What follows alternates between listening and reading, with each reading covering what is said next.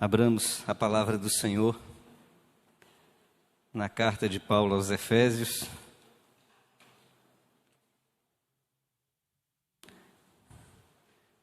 Não sei se foi eu que cresci ou se foi Charles que encolheu, porque ele era maior que eu, uns 4 centímetros ainda, viu?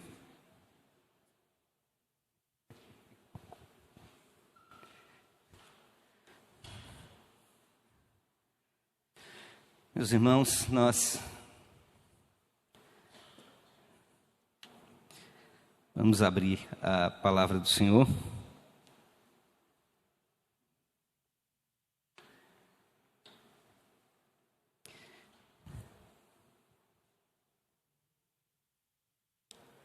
Obrigado.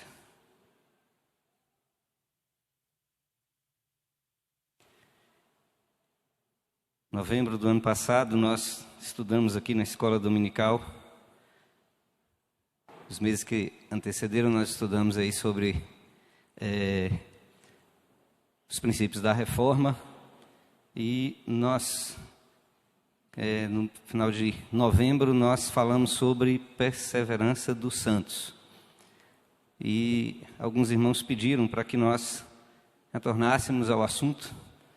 E quase um ano depois, nós vamos poder voltar a esse texto e estarmos olhando um pouquinho sobre aquilo que Deus fez, aquilo que Deus faz na nossa vida, no seu povo, os seus chamados, os seus escolhidos. E nós vamos ler então Efésios capítulo 1, a partir do verso de número 3. Eu convido os irmãos a lermos a uma só voz o texto até o verso de número 14. Efésios 1, de 3 a 14.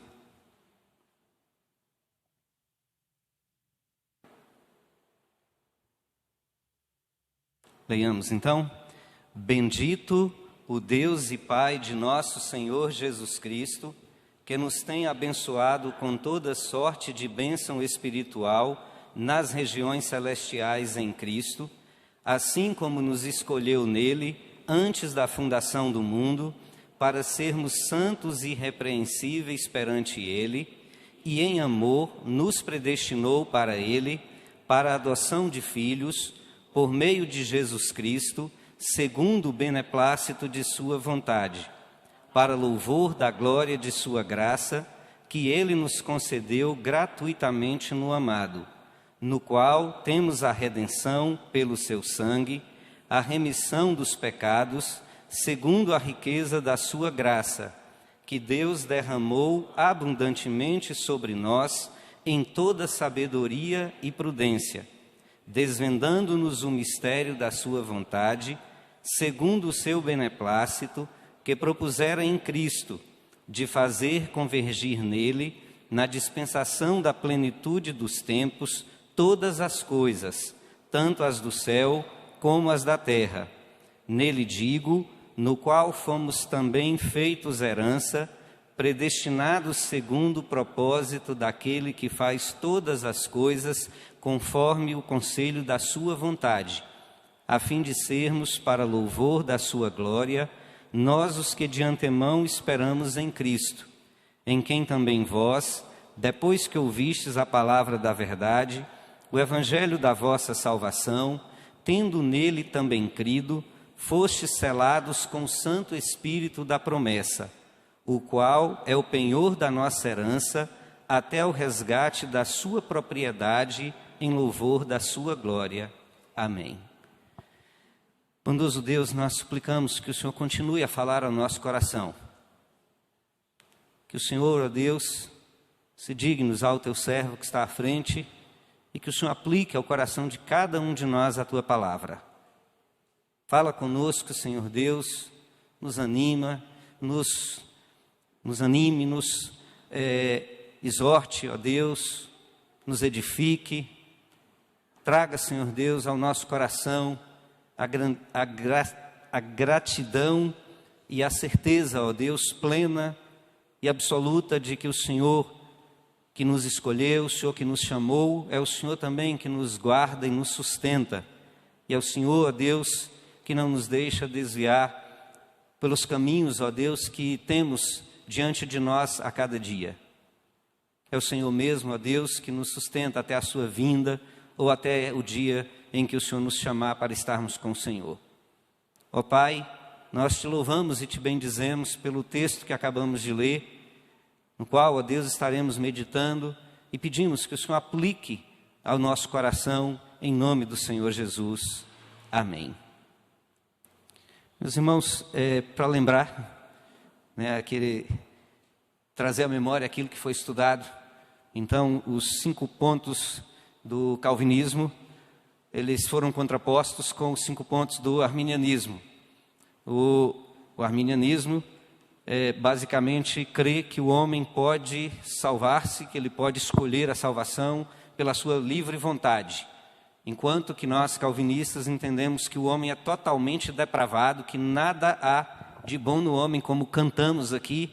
Se tu olhares, Senhor, para dentro de mim, nada encontrarás de bom. Há uns que corrigem essa letra dizendo que pouco encontrarás, mas eu prefiro entender que de nós mesmos nada nós temos de bom, porque é isso que a palavra de Deus nos afirma. Mas nos diz também, ou entendemos também, que Deus nos chamou sem nenhum pré-requisito. Ele nos elegeu em Cristo antes da fundação do mundo, como lemos, e, portanto, uma eleição incondicional, uma escolha sem nenhuma condição prévia estabelecida. E enquanto que no arminianismo eles vão dizer que a eleição é condicionada. Quando Deus escolheu porque havia entendido, percebido pela presciência de Deus que aquele creria, então ele escolheu por isso. Alguns outros pontos, estamos falando assim muito resumidamente. Também os arminianos entendem que Jesus Cristo pagou pelo pecado de toda a humanidade. Mesmo aqueles que não se voltarem para Jesus, que não o aceitarem, que não se arrependerem, o preço foi pago por eles também, mesmo que eles passem a eternidade no inferno, pagando de novo. Nós entendemos que a expiação é limitada. Jesus morreu apenas pelos seus eleitos, aqueles a quem ele escolheu antes da fundação do mundo. Portanto, entendemos que o sangue derramado ali na cruz não foi em vão, nem uma gota sequer. Os arminianos também creem que a graça pode ser impedida pela dureza do nosso coração.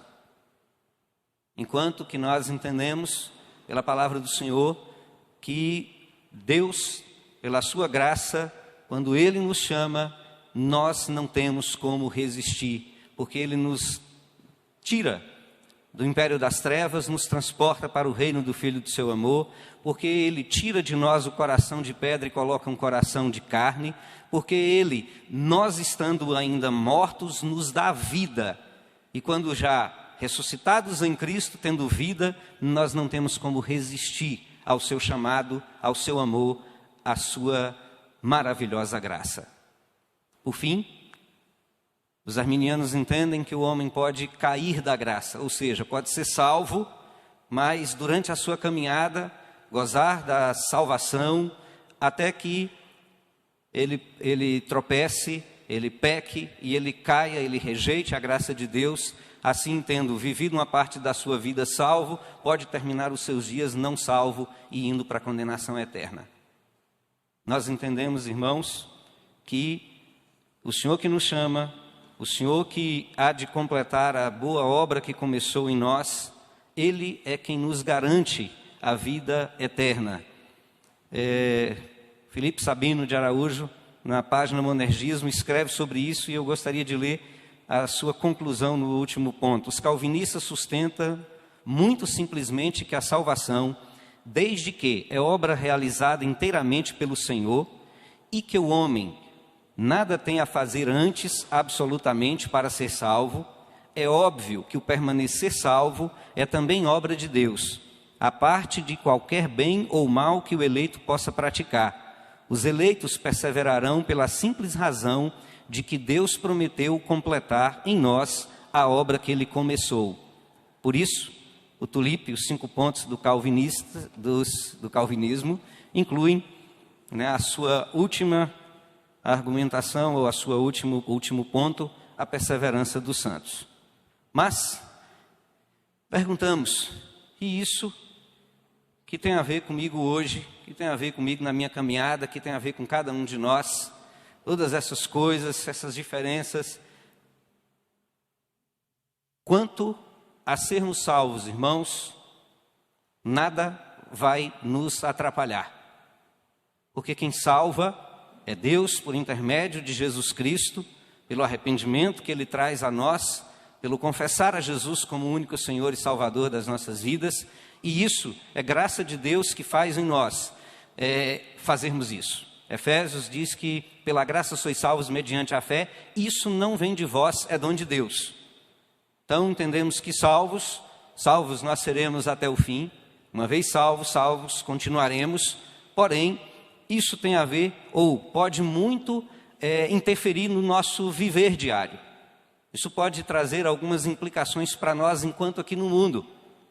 O crer de uma maneira ou crer de outra, ou entender o que a palavra de Deus está realmente mostrando quanto a isso, vai trazer algumas implicações para a nossa vida cristã, para a nossa vida diária, porque vai ter muito a ver com a nossa ansiedade, com a nossa angústia, com o apego às coisas materiais ou não, com a liberalidade em contribuir, em dar do nosso tempo, em como que nós agimos dia após dia, se nós de fato cremos que éramos irremediavelmente perdidos, sem nenhuma condição, que Ele nos escolheu, que Ele nos salvou, que Ele pagou por nós, que Ele nos resgatou, que Ele nos chama irresistivelmente por amor, por misericórdia, por compaixão, tão simplesmente porque Ele nos escolheu, e que nós não temos como resistir, e se nós intentarmos resistir, Ele há de nos quebrantar, há de nos trazer aos seus pés.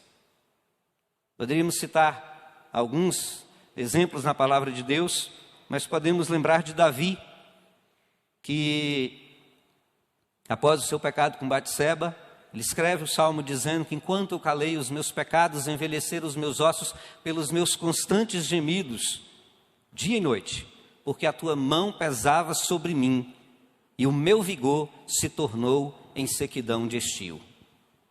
Nós, embora estejamos no Nordeste, creio que nós não vimos ainda o que é uma sequidão de estio como os nordestinos mais acima aí têm visto.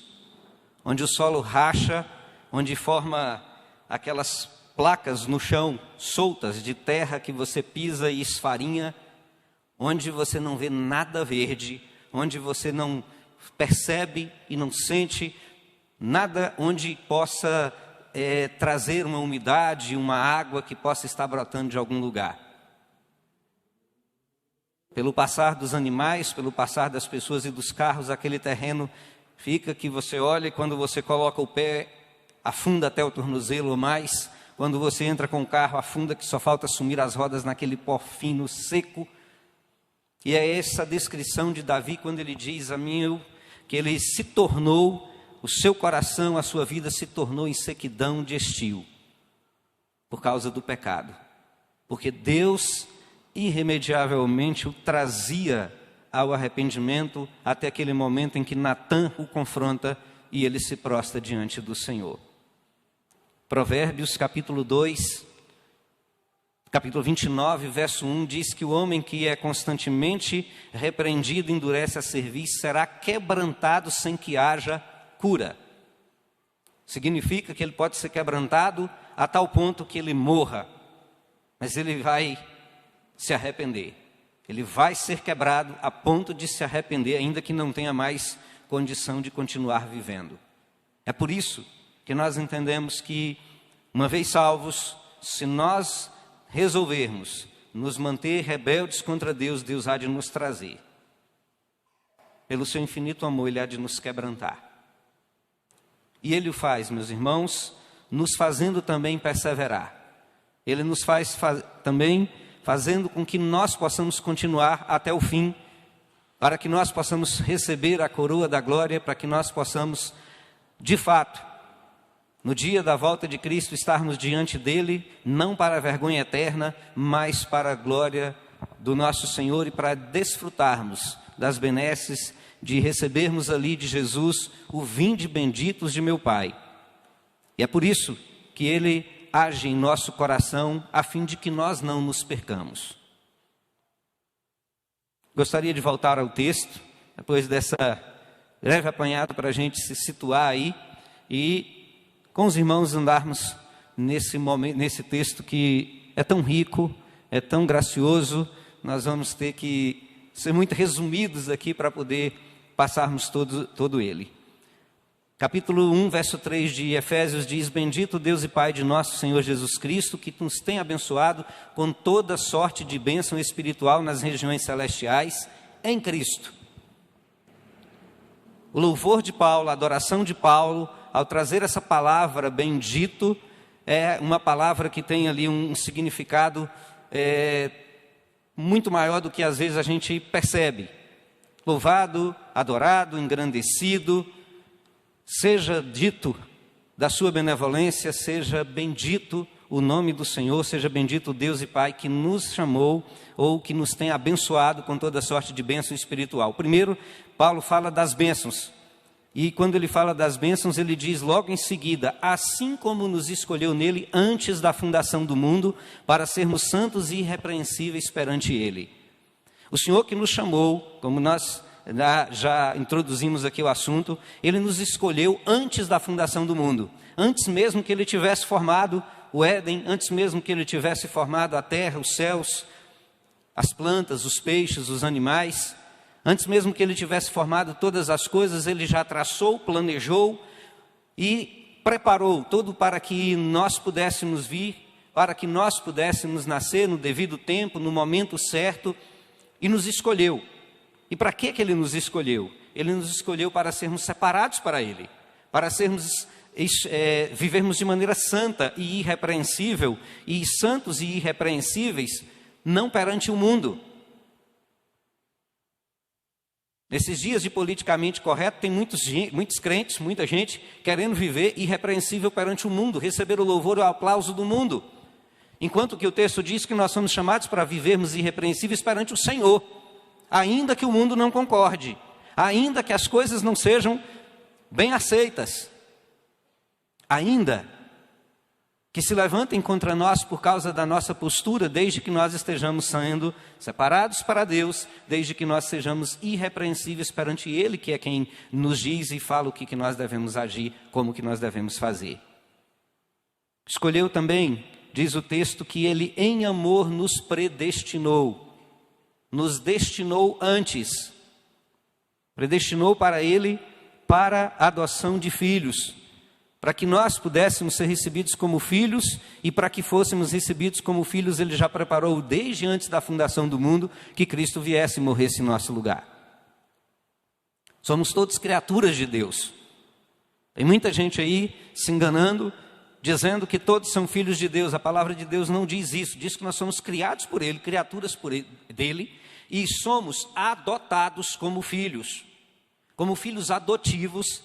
Ele preparou, nos chamou, nos destinou previamente para que nós fôssemos então filhos adotados, segundo o beneplácito da sua vontade, segundo o bem fazer, segundo o bem querer. Me perdoem, irmãos, certa vez lá no seminário, tentando parafrasear essa palavra, trazê-la mais para perto, né, alguns colegas teólogos ali, né, tá no seminário, né, a gente se acha. E alguém disse assim: a palavra beneplácito só tem um jeito da gente entender o que é, segundo o que deu na cabeça dele. Aquela ideia, né? Deu na teia. Por isso que eu pedi perdão, irmãos, pela a expressão tão corriqueira, tão gíria, mas é que nós não conseguimos, no nosso português aqui, né, traduzir isso aqui de outra maneira. Segundo deu no seu coração. Segundo, e essa vontade, beneplácito, ou seja, essa ideia é boa. Segundo a sua vontade, tão somente segundo a sua vontade. Para quê? Verso 6, para louvor da glória de sua graça, que Ele nos concedeu gratuitamente no amado. Para louvor da glória dEle, da graça dEle, mas graça que Ele nos deu. Graça que Ele nos concedeu, e concedeu de que é uma redundância essa expressão, que Ele nos concedeu gratuitamente. Se é graça, é de graça, é gratuita.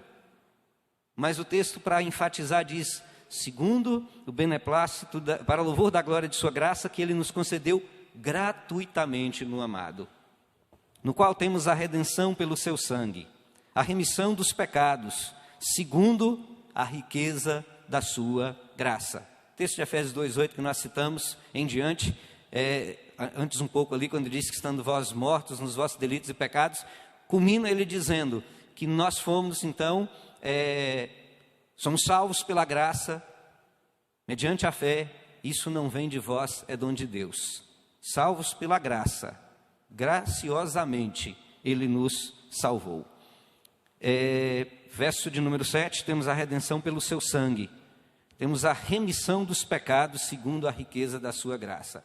Olha só, a redenção, que é o redimir, que é o resgate, fomos resgatados, diz o texto. Nós temos o resgate, então, pago por Ele, pelo seu sangue, que pagou ali por nós, e a remissão, pagamento pelos nossos pecados. Assim nós podemos chegar agora e sermos livres do cativeiro do pecado, porque somos remidos por Ele. Palavra também que às vezes nós usamos, redimidos, né? Um hino que diz redimidos para andar aqui na luz. Isso nos traz o quê? A ideia de que Ele nos resgatou, nos tirou. Colossenses diz que Ele nos tirou do império das trevas e nos transportou para o reino do Filho do seu amor. Verso de número 8, diz que Deus derramou isso abundantemente sobre nós, mas não derramou de qualquer maneira, não derramou de uma forma desleixada, de uma forma irresponsável. Diz que Ele derramou com toda sabedoria e prudência.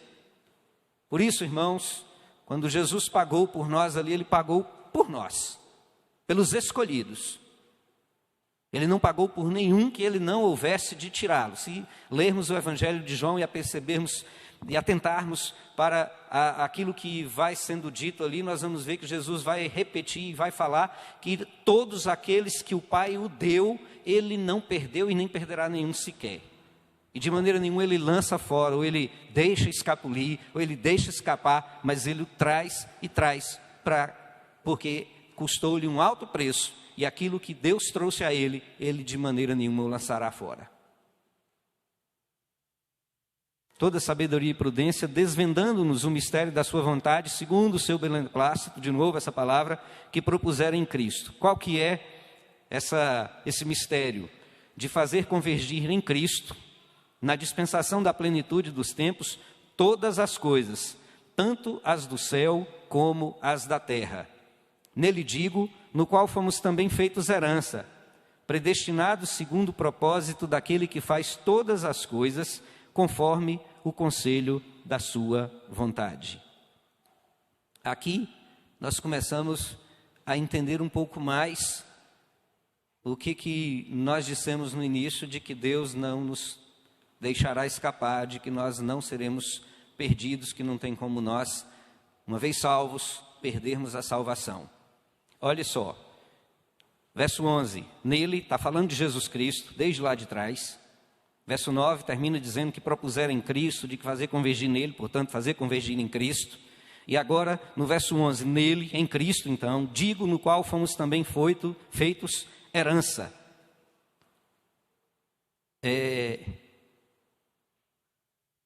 Para que alguma coisa seja herança de alguém, é preciso que isso seja propriedade dessa pessoa.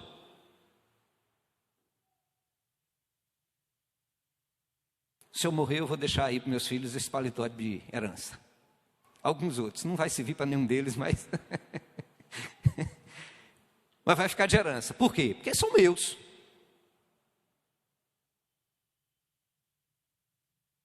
Eu não vou deixar de herança o paletó do Samuel, que serve neles, mas não vai ficar herança para eles. É dele. Já tem um herdeiro vindo aí.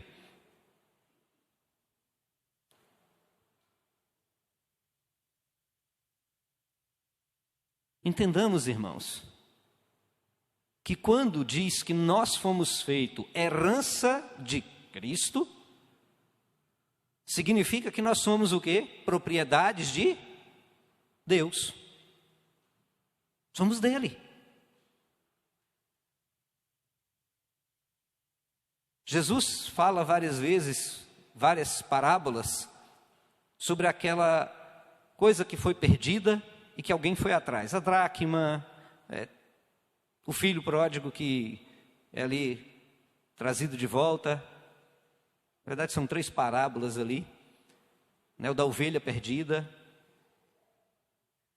Mostrando a grandiosidade da graça e misericórdia de Deus, indo atrás.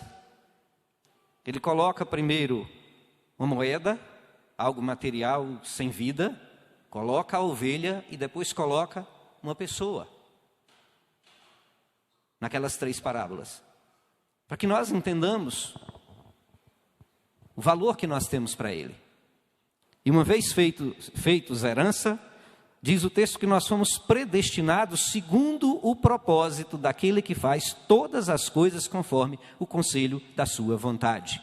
Lembra lá atrás que diz que foi quem amou nos predestinou para ele, para a adoção de filhos, predestinou para que fôssemos adotados como filhos. Aqui agora diz que foi segundo o conselho da sua vontade, nós tremendamente pecadores, nós sem nenhuma coisa melhor do que nenhum outro, mas ele nos escolheu e ele nos destinou previamente para que nós fôssemos adotados por ele, para que fôssemos feitos filhos de Deus, para que fôssemos também para a honra, glória e louvor do seu nome, da sua graça, para que fôssemos também aqueles que vão cumprir o propósito dele, sendo herança de Jesus Cristo, recebendo. E é interessante porque herança, no nosso contexto, recebe depois que morre.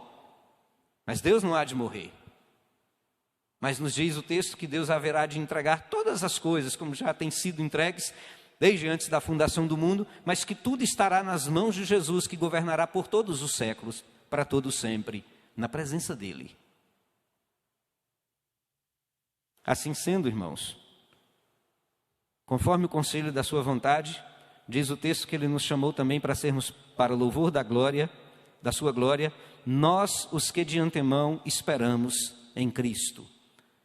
Ele vai afunilando aqui, fala daquilo que Deus fez, fala da forma como fomos chamados, para que foi, fomos chamados. Agora ele diz que nós estamos também feitos, ou que nós também, aqueles que esperamos em Cristo. Para trazer uma ideia de, talvez, para que nós nos situemos, para que nós não ficamos assim meio perdidos. Será que você espera em Cristo?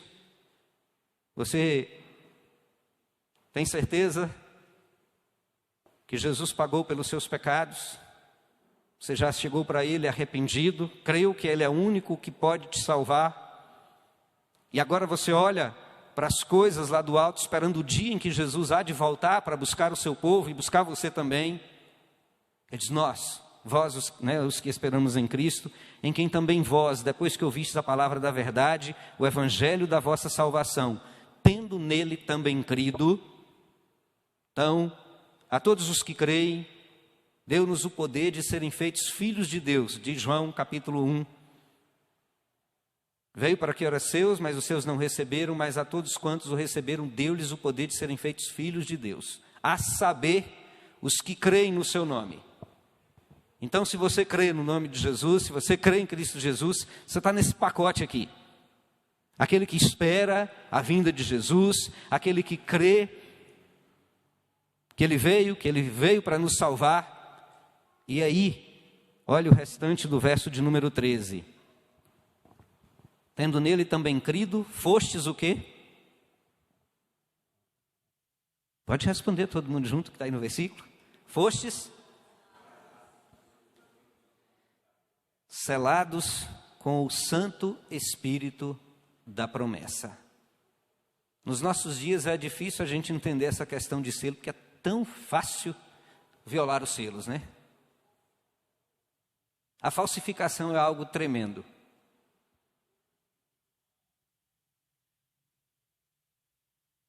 Todo mundo já pegou uma folha de cheque na mão, né?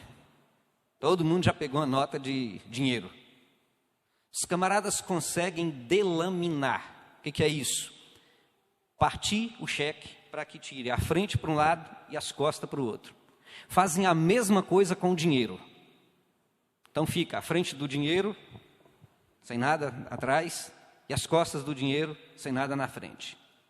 E ali eles imprimem então uma frente falsa, colam no fundo verdadeiro, e imprimem um fundo falso e pregam na frente verdadeira, formando duas notas difíceis de perceber que são falsas. Quando o texto nos diz que nós somos selados, embora tenha todos aqueles selos no dinheiro, tem aquela fitinha, aquela marca d'água, tanto de coisa a mais, mas eles conseguem fazer. Por isso que eu disse que nos nossos dias é difícil nós entendermos. Mas nos dias em que o texto foi escrito,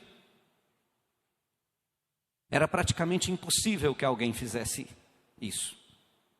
E a linguagem aqui foi muito compreendida pelos da época, porque quando diz que foram selados com o Santo Espírito da promessa, há duas coisas que nós precisamos perceber. Primeiro, o Espírito é como o selo. Quem é o Espírito Santo, irmãos? O próprio Deus. Quem é que consegue, então, arrebentar esse selo? Foi-nos dado o Espírito Santo por isso. Se nós olharmos no Velho Testamento, o Espírito Santo vinha sobre uma pessoa para determinado fim, para que ele fizesse determinada obra. Já depois que Cristo veio, prometeu que ele iria e que enviaria o Consolador. O Espírito Santo vem habitar em nós permanentemente. Somos selados com o Santo Espírito. O selo, aquilo que garante a veracidade, aquilo que garante a propriedade, nesse caso aqui, é o próprio Deus. É a terceira pessoa da Trindade. É o Espírito Santo que está em nós, e diz o texto que nós somos selados com Ele. Ninguém tem como violar. Não tem como o diabo, não tem como a minha vontade, como eu mesmo quebrar isso. É-nos dado, ou é dado a Jesus, né, uma garantia, fomos selados, somos heranças dele, ninguém vai nos violar.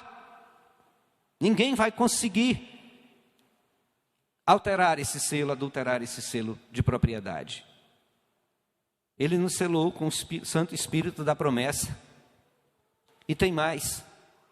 Esse mesmo Espírito nos é dado como penhor da nossa herança até ao resgate da sua propriedade em louvor da sua glória.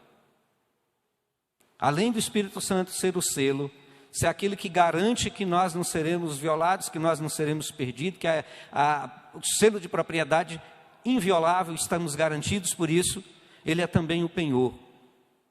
Ele é dado para que nós tenhamos a certeza, ou melhor, seria melhor entendido, para que o próprio Deus, ou que Jesus Cristo, o herdeiro, aquele que é o nosso dono, que vai nos receber como sua propriedade, resgatada quando nós estivermos lá nos céus, para toda a eternidade, lá onde não haverá nenhuma possibilidade de pecar. Quando nós fomos colocados em Adão ali no Éden, a humanidade foi colocada ali, havia a possibilidade de pecar e Adão pecou. Mas agora, no novo céus e nova terra, não haverá mais essa possibilidade. O texto de Apocalipse diz que lá não haverá mais dor, não haverá mais choro, não haverá mais nada dessas coisas que nós temos aqui, porque o inimigo estará encarcerado para todo sempre. E diz que o Espírito Santo é o penhor, é a garantia. Se você for lá no banco, não vou nem falar do agiota, para pegar lá o dinheiro emprestado e você for usar algo como penhor, como garantia, isso é guardado de todas as formas.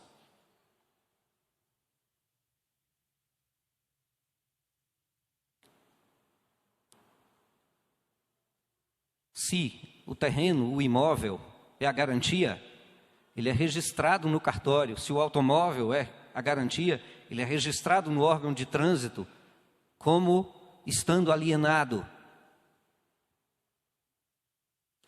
Você não pode vender, você não pode passar para outro, porque quando chegar lá não vai ser feito o registro, porque está lá registrado que isso é a garantia de algo que está lá no banco. Pasmem, se você pegar um empréstimo de 300 mil reais der uma casa de 400 como garantia, e você pagar até a penúltima prestação e ficar devendo 800 e poucos reais, 300 e poucos reais, e você não pagar, esse imóvel vai a leilão. E você vai perder o imóvel e o banco vai receber as despesas e aquele valor, ainda que irrisório, mas é do banco. Para a gente entender um pouquinho, irmãos, o que é penhor, o que é garantia. Penhor só se dá com joias.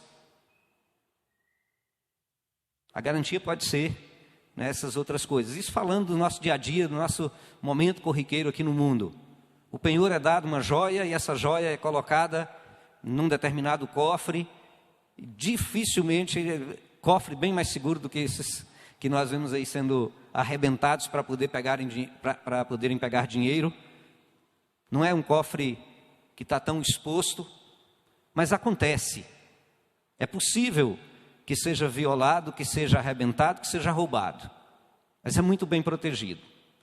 Mas aqui, o penhor e a garantia é o próprio Deus. Quem há que pode ir contra ele? Quem há que pode se opor a ele para que possa então tomar dele aquilo que é a propriedade dele mesmo, propriedade de Cristo Jesus? Dá para entender, irmãos, então, que além de selados, nós somos penhorados, e a garantia que é dada é o próprio Deus, o Espírito dele, que é colocado, que é posto como garantia, e por isso é impossível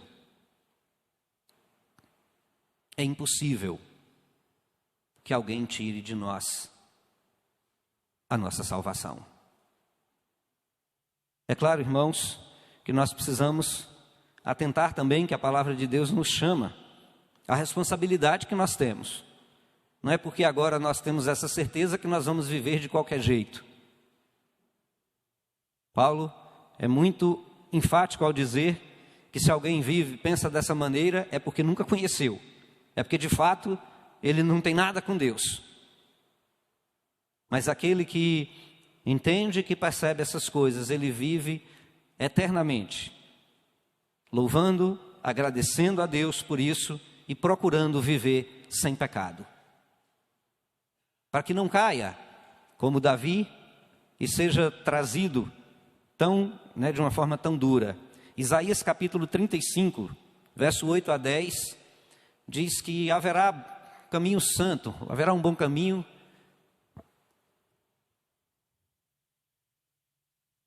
Deixa eu colocar o texto ali. E ali haverá bom caminho, caminho que se chamará o caminho santo. O imundo não passará por ele, pois será somente para o seu povo. Quem quer que por ele caminhe, não errará nem mesmo o louco. Esse caminho, Jesus disse, eu sou o caminho, a verdade e a vida. Ninguém vem ao Pai, senão por mim. Até mesmo o louco, que andar por esse caminho, não se perderá. Eu ia perguntar à minha mãe o nome daquela irmãzinha que tinha lá na igreja do centro. Eu me lembro que quando fui para o Instituto Bíblico, aí na Almerinda, os irmãos mais velhos devem se lembrar. E a irmã, como diz a gíria, era louquinha da Silva. Era daquele tipo de jogar pedra. Mas estava lá. E aí eu voltei do Instituto Bíblico, e sabe como é que é seminarista, né, irmãos? Quando volta assim, querendo mostrar o que sabe. E aí eu cheguei lá, fui fazer um estudo lá sobre certeza de salvação. E aí toda pergunta que eu fazia, ninguém respondia. Aí você já começa a ficar meio sem graça, né? Porque você está perguntando, sabendo que alguém vai responder. E aí acho que a segunda ou terceira pergunta foi: você tem certeza que você pode ir para o céu? Se você tem certeza, né? Por que você tem certeza? E ninguém respondia. E a irmã Almerinda ficou meio zangada, levantou, deu um grito, bateu no banco, deu um murrão no banco, bateu no peito, disse: é claro que eu tenho certeza da salvação, pois se Jesus Cristo morreu por mim, pagou pela minha vida, Ele pagou pelos meus pecados, por isso eu posso ter certeza que eu vou para o céu. Ficou todo mundo olhando para ela assim, espantado. Salvou minha pátria, né? Respondeu a pergunta lá. Nós tivemos em Arcos um irmão que nos deu muito trabalho. Ele foi internado no manicômio muitas vezes. Teve uma vez que eu mesmo que pegá-lo, né? Por alguns problemas aí, né? A polícia não podia pegar, porque teve denúncia, disse que maltrataram ele, e agora a polícia não tocava nele, e tá bom, foi a viatura e lá fui eu, né? Desse tamanho aqui, era um pouquinho maior que eu, viu, Charles? Mas era magrinho, tive que dar uma gravata nele, sair arrastando ele para dentro do carro, e ajuda aí, que eu não dei conta de colocar o homem aqui dentro, não. Colocamos, mas é o seguinte, ele tinha um respeito por mim, que só de eu passar a mão no pescoço dele, ele já se entregou, não lutou mais. Ele batia em todo mundo, mas em mim ele não tinha coragem de bater. Era incrível. Uma vez eu fui, ele virou a mão, quando ele viu que era eu, ele baixou a mão, ficou nervoso. Eu queria bater, né? Mas ele não tinha coragem de bater em mim, graças a Deus. Senão estava com a cara toda cheia de cicatriz. E aí, o que acontece? Levamos ele, tivemos que contê-lo, amarrá-lo. Para os irmãos terem ideia, foi aplicado uma diazepam, uma Fenergan, Aldol e uma outra que eu não me lembro o que foi. E aí o enfermeiro disse, não, ele está sedado, desamarrou. Ele pegou a mangueirinha do chuveiro, trancou a porta do chuveiro e deu uma surra no enfermeiro com a mangueirinha, até que o enfermeiro conseguisse que alguém abrisse aquela porta, ele já tinha apanhado um bocado. Com essas 4 aí, viu, irmãos? Tinha tomado essas injeções todas lá. Isso era da loucura dele. Mas, conversando com ele, quando eu conversava com ele, não tinha jeito de não sair de lá. Quando ele estava em crise, quando ele estava são, né, era bem tranquilo, muito.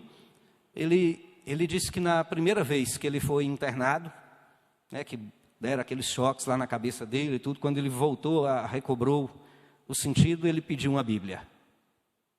E aí disseram assim, mas quem lê a Bíblia vai ficar louco. Ele disse, eu já sou louco mesmo, então não tem problema não. De tanto ele insistir, deram a Bíblia para ele. E ele leu a Bíblia toda. E pensa numa memória boa. E aí um dia, conversando com ele, ele falando sobre as dores, sobre a angústia que ele estava passando, ele disse, pastor, eu só não tiro minha vida por um motivo. Porque eu sei que embora eu seja louco, embora eu faça essas coisas todas que eu faço, na hora da minha loucura eu procuro as drogas, eu faço tanta besteira, já quebrei tanta coisa, bati, apesar de minha cabeça não funcionar, eu tenho certeza que o dia que eu morrer, eu vou estar no céu livre dessa loucura. E aí, de vez em quando, eu dava assim, umas apertadas, algumas perguntas para ele, perguntava a ele, e um dia ele ficou nervoso comigo e disse, pastor, Isaías 29, ou 35, 8, diz que no caminho santo, quem passar por ele não errará, nem mesmo louco. Está falando de mim. E nós, irmãos, que não somos loucos, às vezes nós temos duvidado. E nós que não somos loucos, ou pelo menos achamos que não somos, temos muitas vezes titubeado. Temos deixado que incertezas e que as coisas desse mundo nos abalem. E percamos a esperança. Também, como eu estava dizendo, falando sobre a questão de não vivermos dissolutamente, já que somos salvos. Hebreus nos adverte que seremos disciplinados. Se nós andamos fora daquilo que é a vontade do Senhor, Hebreus 12, 8 diz que nós somos disciplinados porque não somos bastardo.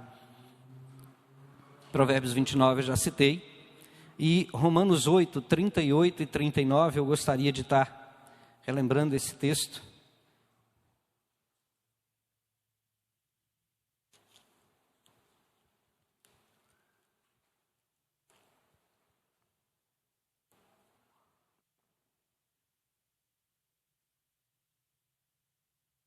Paulo, após dizer que poderá haver quem intente acusação, mas ele retoricamente pergunta, quem intentará acusação contra os eleitos de Deus? Estou no verso 33. Eu vou voltar no 31 para a gente ler todo o contexto. Que diremos, pois, à vista dessas coisas? Se Deus é por nós, quem será contra nós? Preste atenção, irmãos, se Deus é por nós, porque se Deus for contra nós, aí a coisa fica feia. Mas nós temos aqui a garantia de que Ele nos resgatou e que Ele é por nós, mesmo que nós sejamos contra Ele, Ele vai nos quebrantar e vai nos trazer para Ele. Então, se Deus é por nós, quem será contra nós? Aquele que não poupou o seu próprio Filho, antes por todos nós o entregou, porventura não nos dará graciosamente com Ele todas as coisas, inclusive a disciplina, se necessário for. Quem tentará acusação contra os eleitos de Deus? É Deus quem os justifica. Quem os condenará? É Cristo Jesus quem morreu ou antes quem ressuscitou, o qual está à direita de Deus e também intercede por nós. Quem nos separará do amor de Cristo? Será tribulação, ou angústia, ou perseguição, ou fome, ou nudez, ou perigo, ou espada? Como está escrito, por amor de ti somos entregues à morte o dia todo. Fomos considerados como ovelhas para o matadouro. Em todas as coisas, porém, somos mais que vencedores por meio daquele que nos amou. Porque eu estou bem certo de que nem a morte, nem a vida, nem os anjos, nem os principados, nem as coisas do presente, nem do porvir, nem os poderes, nem a altura, nem a profundidade, nem qualquer outra criatura poderá separar-nos do amor de Deus que está em Cristo Jesus, nosso Senhor. Por que Ele pode dizer isso com tanta firmeza e com tanta certeza? Porque nós fomos selados com o Santo Espírito da promessa, porque nos é dado, ou é dado por Deus mesmo a si próprio, e aí, de certa forma, a nós a garantia, o penhor, o próprio Deus, o Espírito Santo que habita em nós. E ainda, 1 Pedro, capítulo 1, de 3 a 5.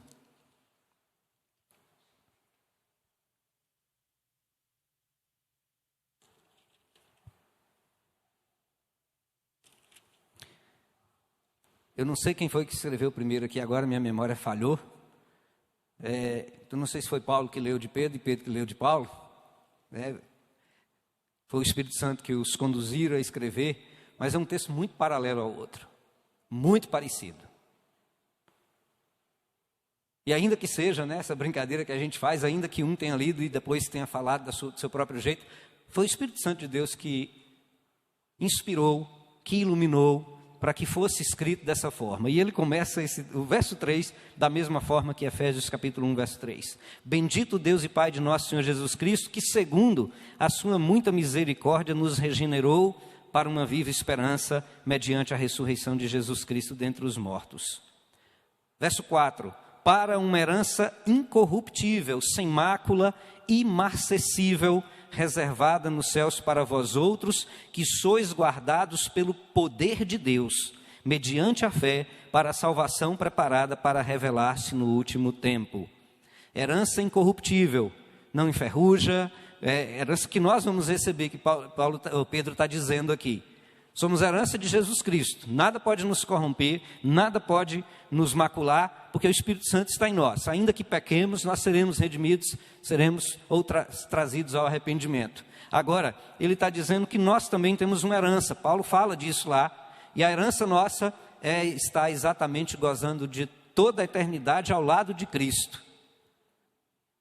Embora não merecêssemos nada disso, nós estaremos guardados, livres da morte, livres de qualquer dor, livre de tudo aquilo que nós sofremos nesse mundo.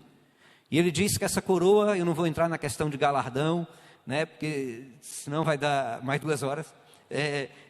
Mas ele diz o quê? Que a nossa herança, somos guardados para uma herança incorruptível, que não se corrompe, sem mácula, tem jeito de manchar, imarcessível ou inimaginável, ininteligível, não tem como nós imaginarmos como que é isso, mas que tal o quê? Reservada nos céus para vós outros. Aí eu lembro daquela música que os que são da minha idade para trás, né, aprenderam quando era criança. Não tenho prata, não tenho ouro, mas tenho Cristo, meu tesouro. Aleluia, aleluia, aleluia. Vem o ladrão e leva a prata, vem o pirata e leva o ouro, mas eu duvido que esse ladrão coloque a mão no meu tesouro. Iris lembrou ali, né, Iris? Pelo menos um, né? Irmãos, Está lá reservada e ninguém põe a mão. É nossa. É Deus que nos garante isso. Ela é guardada pelo próprio Deus. E nós, versículo 5, diz que nós somos guardados pelo poder de Deus mediante a fé para a salvação preparada para revelar-se no último tempo. Por isso, irmãos, eu disse, o que tem a ver essa doutrina agora com nós, conosco, com a gente aqui enquanto no mundo?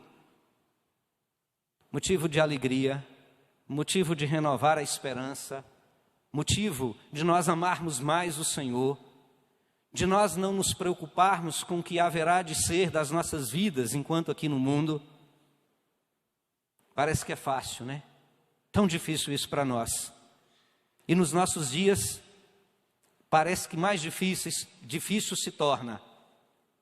E parece que o sofrimento emocional e a ansiedade vai corroendo e nós queremos dar conta de fazer tantas coisas.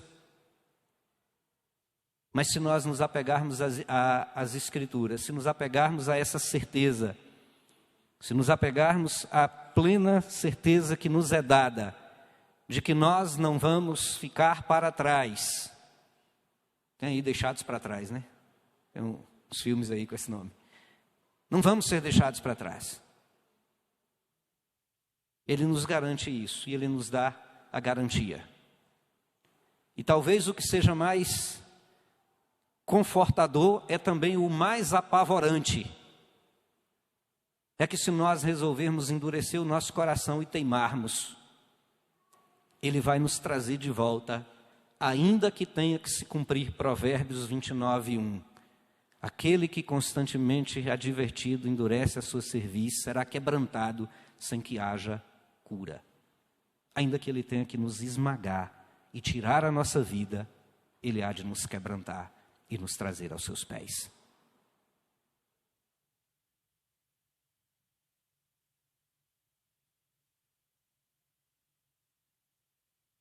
Ainda que tenhamos que ser e sentir o peso da mão de Deus sobre nós, nós perseveraremos, nós chegaremos lá na glória.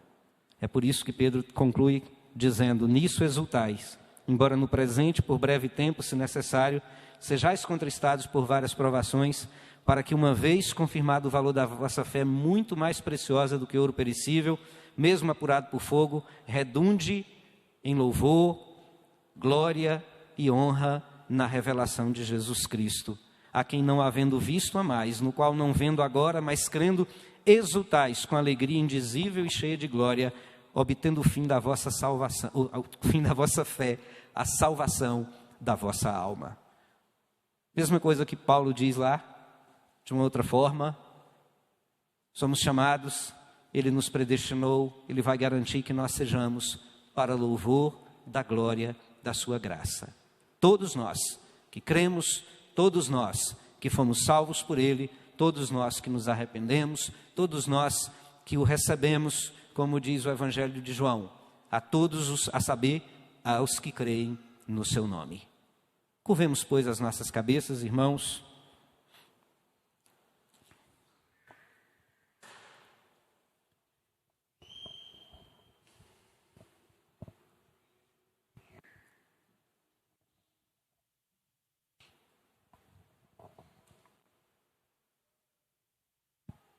Ó Pai, quão confortador, ó Deus, é a Tua palavra, mas ao mesmo tempo, quão terrível saber que o Senhor, o guarda de Israel, que não dormita nem dorme, aquele que não toscaneja, aquele que não cochila, vela pelas nossas almas, nos guarda enquanto aqui no mundo, até aquele dia em que de sermos recebidos pelo Senhor na glória. Ó Deus, por isso nós vimos nos prostrar diante do Senhor, ao mesmo tempo que gratos, que alegres, pela certeza que o Senhor nos dá, tementes e temerosos, mas confiantes de que o Senhor há de nos guardar, pedimos que o Senhor não nos permita, em tempo algum, nos desviarmos, nos endurecermos, nos rebelarmos contra o Senhor. Mas que o Senhor, ó Deus, trate o nosso coração, a fim de que cada dia sejamos dóceis para com a Tua vontade, para com o Teu querer. Para que sejamos, ó Deus, a cada dia mais e mais convictos e mais prontos a fazermos o Teu querer, a fazermos a Tua vontade, a sermos santos, a sermos irrepreensíveis perante o Senhor. Ó Pai, quão difícil é, mas podemos todas as coisas, porque é o Senhor quem opera em nós tanto querer como realizar. Ó Deus, age no nosso coração a fim de que cada dia nós possamos olhar para a nossa vida, para tudo que nos cerca, para tudo que já passamos, para tudo que iremos enfrentar,